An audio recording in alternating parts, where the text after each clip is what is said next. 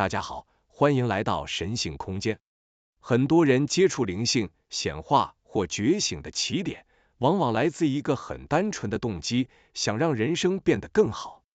于是我们开始观想、冥想、练习专注当下，学习情绪觉察，学习显化与吸引力法则，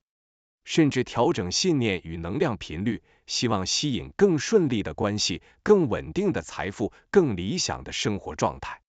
表面上看，这是一条成长之路，但如果观察的再细一点，会发现背后其实藏着一个没有被质疑的前提：有一个现在不够好的我，正在努力变成未来比较成功的我。这个我非常合理，也非常努力，但却很少被发现。它其实是一个由过去记忆、评价比较与未来期待拼凑出来的心理形象。他活在世间里，不断回顾过去，投射未来，并且始终觉得还差一点。问题是，如果连修行、显化、觉醒都只是这个我在追求更成功的自己，那我们真的离成功更近了吗？还是只是让这个心理上的我变得更加精致、更加高不可攀，也更加难以察觉？禅宗六祖慧能在《六祖坛经》中正是从这个根本处下手。他不是教人如何变得更好，也不是教人如何得到更多，而是直接指出，也许那个一直想要成为什么的我，从头到尾就是一场误认。今天我们就要来拆解这个我，以及六祖慧能如何用他的智慧，让人们不再被这个我所掌控。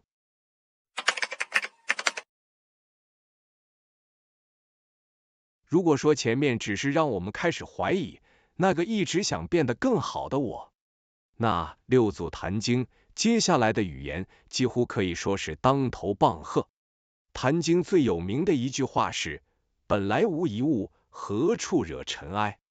这句话表面上像是在谈清净与污染，但六祖真正指出的不是外在世界，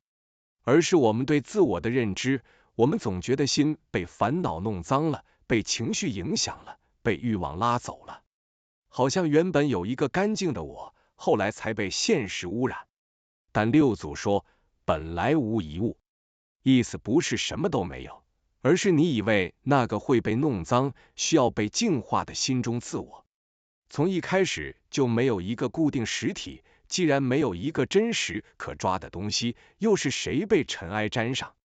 他在开悟时说出的另一段话更加彻底：何其自性，本自清净；何其自性，本不生灭；何其自性，本自具足。这里的自性不是人格，不是个性，也不是你的人生角色，而是那个在一切经验之前却能照见一切经验的觉性本身。它本来清净，不是因为修行之后变干净；它不生不灭，不是因为你保养的好，而是它从来不属于时间；它本自具足，不是说你什么都会显化成功，而是它从来没有缺少过什么。所以问题从来不是如何让自己变好，而是我们一直把念头、情绪、角色、故事误认成我，却忽略了那个从未被改变也从未受伤的觉性真我本身。这就是六祖的切入点，不是改善这个人，而是看穿那个被你紧紧抱住想要优化升级的我，本来就只是暂时聚合的现象。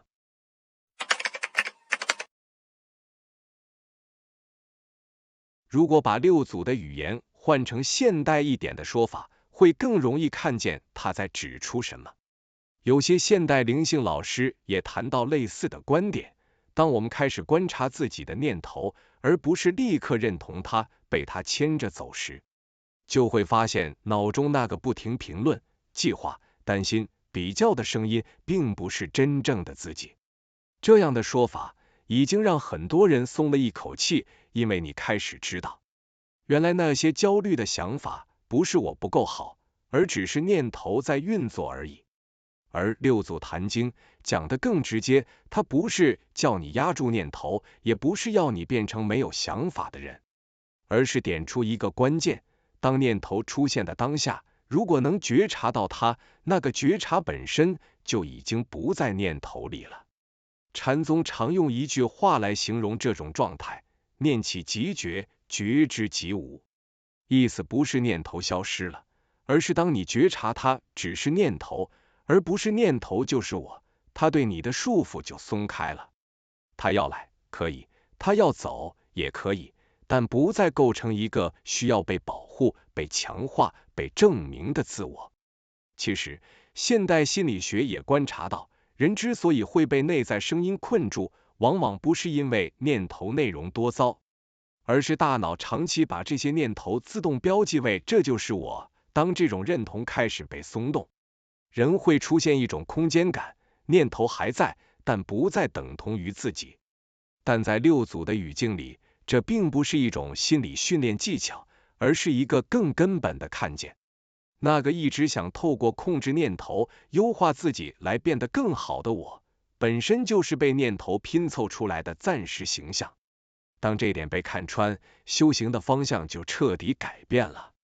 你不是必须努力要成为一个更清净的人，而是发现你的觉知根本从未被污染过。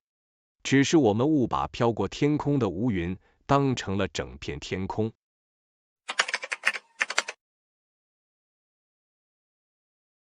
那么谈到这里，很多人心中一定会冒出一个疑问：如果连想变更好的我都是误认，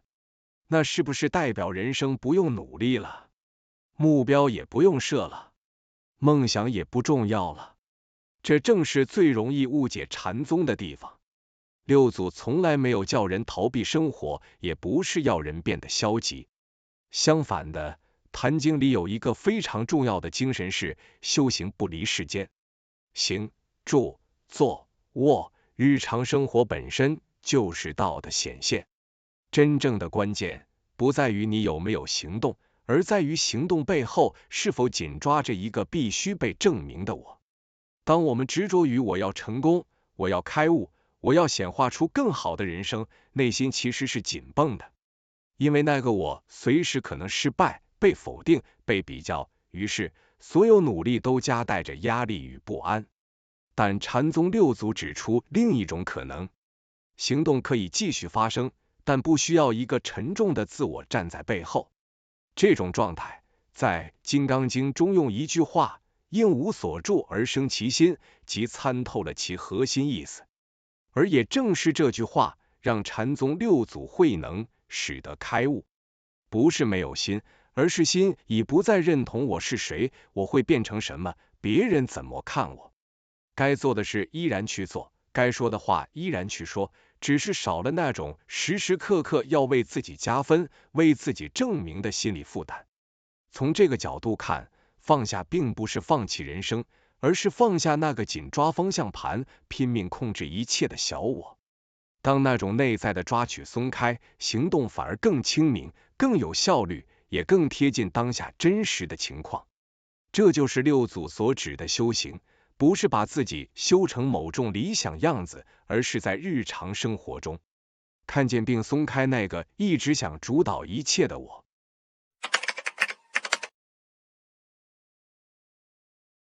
讲到这里，我们再回头看那句话：本来无一物，何处惹尘埃。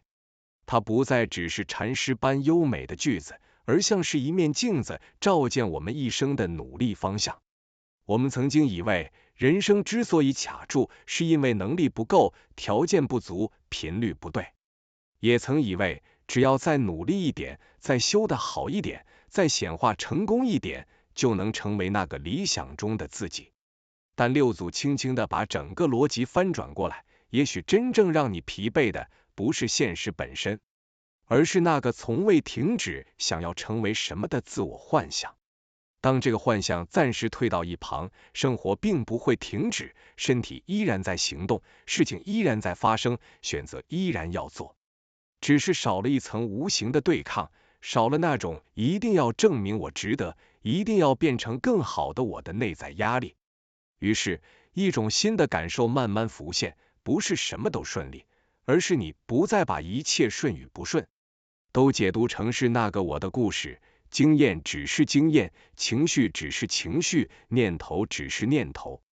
而那个能觉知一切的背景，始终安静的在那里，从未被改变。从这个角度看，放下想显化成功的自己，并不是消极，而是一种深层的松开。当小我不再紧抓方向，生命反而更容易展开它原本的流动。或许所谓的顺流，并不是你终于控制了人生的方向，而是你不再把自我误认成那个必须控制一切的小我。而六祖早已用一句话阐述了这一切：本来无一物，何处惹尘埃。感谢您收看今天的影片，喜欢的话请订阅、按赞、开启小铃铛，您的支持是本频道创作的最大动力。我们下期再见。